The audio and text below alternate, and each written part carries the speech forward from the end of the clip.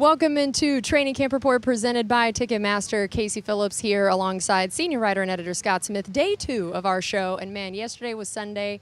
Fun day out here. It felt like, football Sunday. It was hot, though. God, it was hot. Man, it was hot. I'm actually going to be doing a Casey's vlog on how hot it was and what all they try to do to help the guys not die. True. But look at how excited the guys are. Even when it is that hot, they were so excited to be out here, and especially in front of fans. We had friends and family out on Friday, but Sunday was the first day that it was truly kind of open to fans.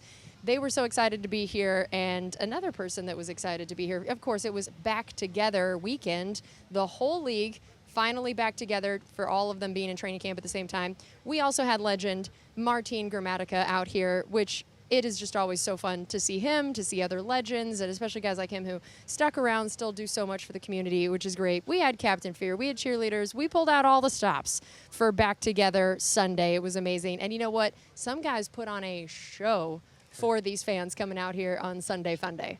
Yeah, when we talk about receivers in training camp, it seems like we spend most of our time talking about the young guys that are making some splash plays and can they make the roster and when will Russell Gage get back? He's back practicing a little bit.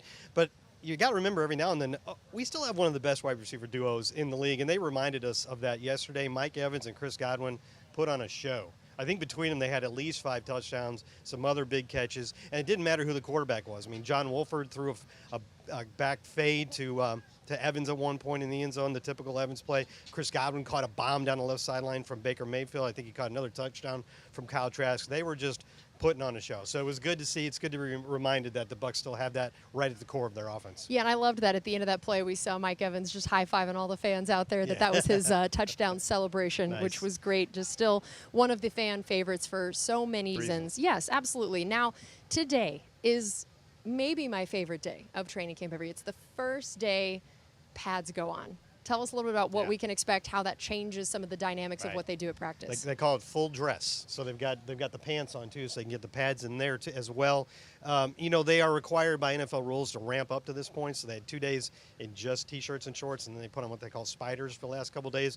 But this is full dress, and that means it's going to be a lot more like real football. I mean, I don't know if you've heard Coach Bowles in his post-practice press conferences, but he keeps pointing out when somebody says, "Hey, this guy had some nice plays," he said, "Yeah, it's good, but it's in T-shirts and shorts. Let's see if they can do it when the pads go on." So some of these guys that have shown up with big plays, can they continue to do it now that the DBs are hitting them? Now that the offensive and defensive linemen are really banging against each other now. So it means a lot more contact. It means some of our favorite drills to watch, the one-on-ones, wide receiver DBs, OLDL. So it just really ramps everything up a bit, and it's already been a pretty hot and intense first week. All right, and I know we have some pressers from some of the guys, especially on the defensive side of things. Yesterday we had Todd Bowles, we had Carlton Davis, we had Antoine Winfield Jr., so let's take a look at some of those press conferences and what they had to say. Just got to learn how to catch them. We knock down more balls than we catch. We got to be able to get turnovers this year. We can't knock them down. I got to look at the film, and if I'm a step closer, that's an interception rather than a PBU, which is what we need this year, from me especially. And that's what my focus is. Obviously for every defense, it's takeaways, but that's really our emphasis this year of creating takeaways because, the more opportunities you can, put the ball in the offensive hands, the better chance that we have of winning. So making sure we're creating takeaways and making it a habit instead of just, getting to game day, all right, now we need takeaways. No, we got to do it in practice. So trying to keep that mindset. I know we have such incredible talent back there in the secondary in particular, but I know they still wanted more out of what they knew they didn't do enough of last year, which was the takeaways and those kind of big splash plays. Do you feel like we see where this year there could be something that helps contribute to changing that, and what are the ways that they're going to try to make even more of those plays than last year? They're going to have to catch the ball. Basically, Minor they've detail. been saying it's in the last. Now, if you remember, I think it was week 2, maybe week 1 in New Orleans. I think they picked off 3 passes, and it looked like, oh, here we go again, because the Todd Bowles defense since he got here has created a lot of turnovers. But by the end of the year, they only had 10. I think you may remember there was a stretch of like 6 straight games where he didn't get an interception. And Carlton Davis yesterday had a really nice day. He had at least 3 pass breakups. Mike Evans would have caught one more if he hadn't broken up one on a really nice play across the middle. But him, Antoine, and Coach Bowles were all saying, yeah, that's great. PBUs are great, but we got to turn more of those into interceptions, and it's basically just taking advantage of the opportunities that they're creating. How about a guy like Ryan Neal, and how might he kind of factor into the secondary and contribute? Well, Ryan Neal is one of the new faces. It's a lot of the same guys, right? Your same corners, Antoine Winfield's still back there filling a big role, but Ryan Neal's kind of the new figure in the starting lineup. And what's important for him and Antoine is for them to really, it's like the offensive linemen. They work best when they've got real good chemistry and communication between them. And apparently, Antoine and Ryan have really struck up a really nice bond back there, and they're communicating very well. And that's really important when you're talking about the safeties, because lots of times one of them has to go up closer to the line of scrimmage, or the other one does, or they have to switch based on where the offense comes out or where they have motion before the snap. So those guys need to communicate really well, or you're going to have people out of place. All right, well, we have also the injury to talk about, which is the unfortunate thing that happens in training camp. You hate to see, but every year there's always something. And so tell us a little bit about what happened yesterday and the prognosis. Yeah, Calijah Kancey, our first-round draft pick, early in practice, went down, was on the ground right here behind us. Has apparently, according to Coach Bowles, after the practice, has a calf strain. He was taken into the training room on a cart. Now, everybody sees the cart and thinks, you know, worst case scenario. But if you look around the league, you've seen a lot of both. I mean, a lot of guys have been carted off on various teams, and sometimes it's meant a serious injury, and sometimes it hasn't. So we're just hopeful, crossing our fingers, that this calf strain is not a long-term injury. I think you may remember the same thing happened to Vita Vea in his rookie camp. It really knocked out most of his camp, made the start to his season a little slower until he got kind of in the rhythm. So you really, Calijah, they said, was having a real nice camp, making a lot of splash plays early on. So you don't want that momentum to be killed, and you want him to be really riding high when we get to the regular season. Well, and obviously the good news is it did not ruin Vita Vea's career. Yeah, no, he's Pro Bowler. Still pretty dang good at the football thing, so that's a great sign. And then just the idea that you never want him to be missing these very key reps, but at least it is preseason still as compared to the regular season. Yeah, but there if he is misses time. a couple weeks, you're going to be okay. All right, well, we are going to take a quick break here. We have plenty more coming out of this. And, of course, we saw a few of those Bay episodes in the first edition of this yesterday. Cool. We have another one coming to you today. It is the Joe Tryon throwing out the first pitch at the Rays. I think it is safe to say we are not worried about losing him to a pitching career. Check this out. Welcome into another edition of The Bay. Casey Phillips here with Joe Tryon. And as you can tell, we are at the Rays game. Your first time coming, right? Yep, first time at the Trop. Pretty cool, and we're going to get to take in batting practice, the whole game experience, but most importantly, you're throwing out a first pitch. First pitch. How you feeling? Confidence level? I'm gonna throw a strike. Throwing a strike. He did not waver on that at all. Well, if you're going to do that, you better look good while you do it. So the Rays were awesome and hooked us up with not only a Rays jersey, That's dope. but we got the number 9, we got the Tryon. Yeah. So you feel like now you're outfitted I'm for ready this? now. You're ready? I'm ready. I took some batting practice when I went back home in Seattle in the off season, so. Oh, so I'm a little prepped. you should be ready for this. Yeah. Are you? But it's different though, cause like we're indoors. Yep. You know, it's a little different lighting, so I got a little. It's different lighting. Is this an excuse you're already coming up with for if it doesn't go well? It was the lighting. If you know, you know. I'm just saying. I played for about 10 years growing up. Stopped when I got to high school. I loved it. So you feel like that puts you above all these other guys? I ain't better than no one. I just know what I'm capable of. So typically, our first-round picks get to come throw the first pitch out. They come with all the rookies. It's the whole thing. You didn't get to do this, and Tristan didn't get to do it because of COVID. Is it crazy to already realize that it's been multiple years since you were drafted? That you would have done this 2 years ago? It's crazy. Yeah, that's crazy. The fact that you already got drafted 2 years ago, does it feel like that? It do and it don't, because I just feel like I'm so young still. But honestly, 2 years goes like that. It went by like that. 5 years goes like that. 10 years goes like that. It's crazy. How do you feel like you've changed? There's a little more knowledge in life, a little more wiser. Yeah? Yeah, I still got a lot to learn though. You got wisdom for the young Bucks now coming in. I can feel like I'll give them advice and I feel like it's actually useful. Not just saying something to say. So anybody that got advice from Joe in the last couple of years, disregard. Yeah. I mean, it could have been good, could have been bad. Might If it just was been good, fluff. it was just an accident. I was just trying to help, man. I got a good heart. Welcome back into Training Camp Report presented by Ticketmaster. There's a shot of Joe Tryon.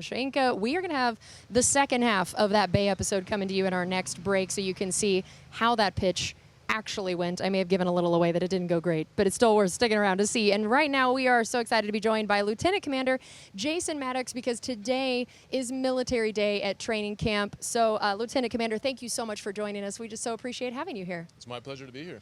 What a great day this is. We love Military Day every year, and it is so cool to see that everybody out here at practice today is either a military member or one of their family or friends. And just tell us what it means to you guys to come out here and just the role that it plays of being having this huge base right here in this Tampa Bay community? Well, the air station's been here for decades, and we've had a relationship with the Bucs for as long as we've been here. Every year you'll see us do multiple flyovers at the games, so that's always an exciting event for us. This is the first time that I think we've done the training camp SAR demo, search and rescue demonstration with our rescue swimmer. So we're just really happy to be a part of it and see that the Bucs are welcoming us into their community. Yeah, and for people who are watching at home who were not here at practice, we actually have some footage of what happened before practice. So this is Coast Guard helicopter. You said it is a search and rescue demonstration? Yes, search and rescue demonstration. We do a lot of these, I mean, obviously for training, but we like to give the public a little peek behind the curtain and see what we train to go and do for real life.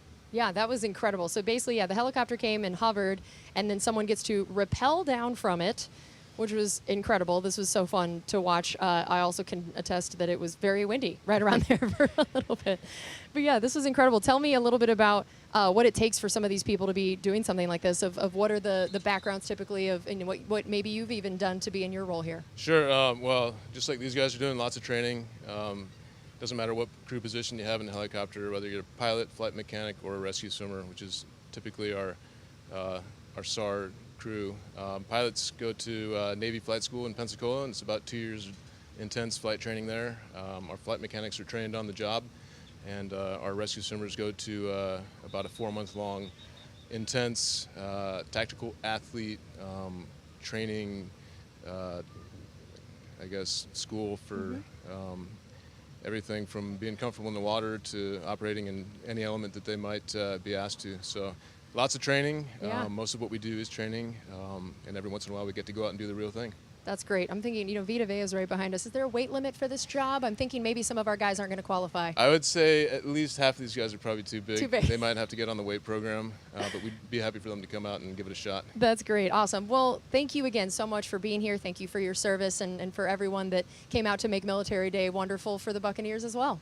It's my pleasure. Happy to be here. Awesome. All right. Well, we are going to take another quick break. You're going to see the second half of that Bay episode with Joe Tryon Shoyinka throwing out the first pitch of the Rays. We'll be back after that.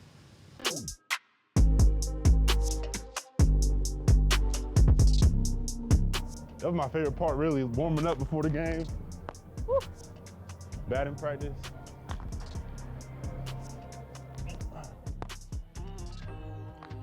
That's far. I'm looking at the mound like.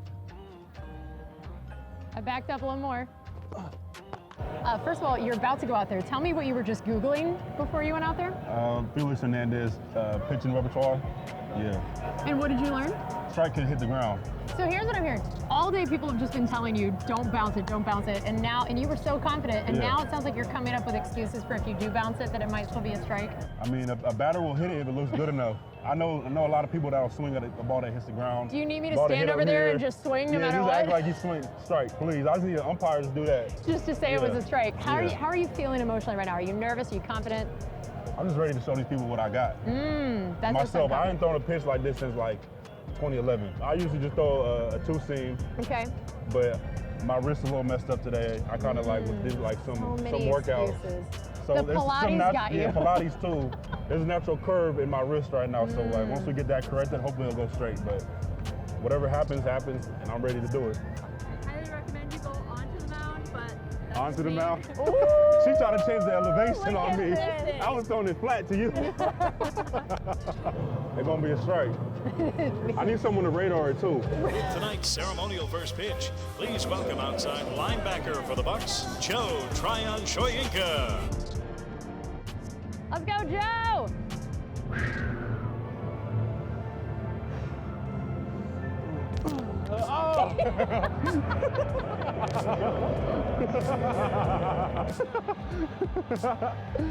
Man, that's hilarious, yo. Yeah, nice meeting you, dog. You love that, huh?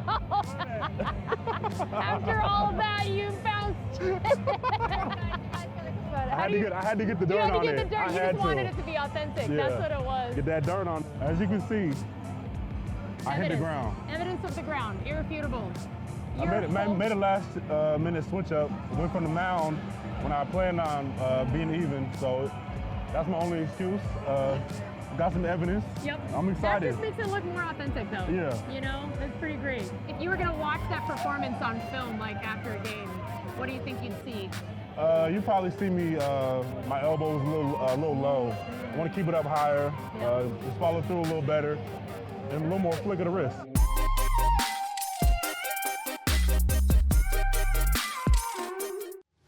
Welcome back into Training Camp Report presented by Ticketmaster. I have gone to so many of these first pitches at this point with different guys on our team over the years. They usually take the first-round draft pick to do it. And they all talk about how much they don't want to bounce it. They don't want to dirt it. And I've told them so many things I have learned over the years. And somehow it just still they want to throw it hard. Yeah. They want to throw it hard so bad. And it just every time. And Joe cracked me up. I loved seeing his reaction the moment he realized, like, it was so, he was just like, I feel for those guys because I feel like, I mean, I know how to throw. I played baseball my whole life. I feel like I'd go out there and choke. It's in the moment. so tough. And being up on that mound is so different. They all talk about, like, you're looking down so far and they don't expect that. And it just, I loved it. It cracked me up. Joe was a great sport about it. Thanks to the Rays for that. All right. Final segment here on today's show. We talked earlier about how Mike and Chris showed out yesterday. Let's talk about not only them, but the rest of this wide receiver group and where we think it stands in terms of, like we said, we know what they are. They're our top two guys. We probably know Russell Gage, that number 3 spot. But then after that, there's a lot of fun debate to be had about who all might make this roster and at what spot. Yeah, because there's really not a lot of experienced guys behind those top 3. And it is good. You mentioned Russell Gage. I talked about him earlier.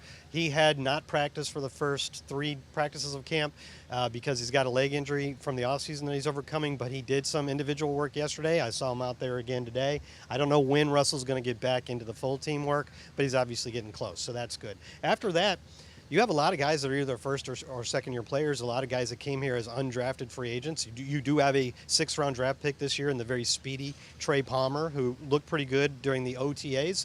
So, you know, how many are you going to keep? Lots of times the Buccaneers keep 6 receivers on the 53-man roster. If that's the case, I feel like there's 3 spots that are wide open. Yeah, this is going to be interesting to see, and I always feel like especially special teams can be a huge factor here. As you look at these guys, we talked about the outside, the slot, and inside. There's your starter projection. What do you think are the biggest things? How much is it the wide receiver role? How much is it special teams? And what do we think about who that favors on this list? Well, anybody after the first 3 are going to need to have some contributions on special teams to have a helmet on game day. And the big one that stands out there is Devin Tompkins. They were just doing punt return drill over here on field 3, and it was really more for the cover guys, but Devin Tompkins was the one that was fielding all the punts. So I think he's first in line to retain that job they got last year. Other guys can make an impact by being on cover teams.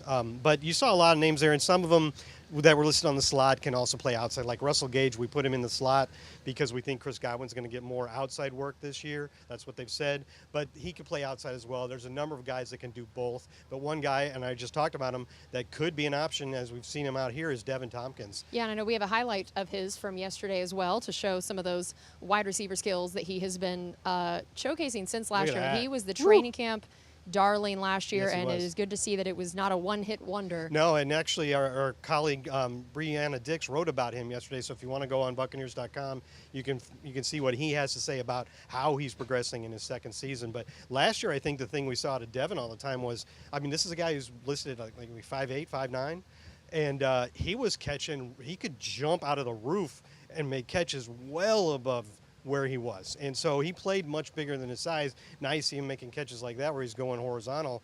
He kind of has the whole package. He's got really good hands. So. Yeah, that catch radius is much bigger than you'd You think would it'd be. think, yeah. Yeah, I always love reminding people of the story of him that I found out last year about how he was attacked by a dog as a kid, and it took a chunk out of his calf, and you can still see a really big Yikes. scar. And the fact that he can run and jump the way he does. Imagine if he had his whole calf. I'm like, geez. Give that man a full calf already. Yeah, I'm like, I Well, just there he am so is. impressed by what Right. he's been able to do. And then, yeah, Rakeem Jarrett right next to him. He's made a lot of good big plays. And then Moore, we're going to talk about him a little bit. I think he's the one that's about to come off the line there, David Moore. Yes, tell us a little bit about him. So like I said, most of the guys behind your top 3 are very inexperienced guys. David Moore's kind of the exception. The Buccaneers actually didn't sign him until after the draft. He came and participated in the rookie camp on a trial contract. Really showed up well. He's played for Seattle, so he knows this offense. And he's actually the one veteran guy that if at the end of camp you're like, I think we need one more experienced guy, he could make it for that reason. And he had a touchdown catch yesterday as well. So keep an eye on number 19, David Moore. A lot of Buc fans probably don't know a lot about him yet, but maybe they'll learn more. He's had a couple 40-catch seasons in the league, so an interesting option there. All right, well, I think that is going to do it for us on this edition of Training Camp Report presented by Ticketmaster. Again, thank you guys so much for joining us on this very special military day of training camp. We'll be back here tomorrow, but it is for a night practice. Again, so we'll be coming to you a little bit later than usual. It's a night practice going on in the indoor facility, so things will look a little bit different. Make sure you come back to stay tuned for that show and stay tuned for all the coverage of training camp on Buccaneers.com.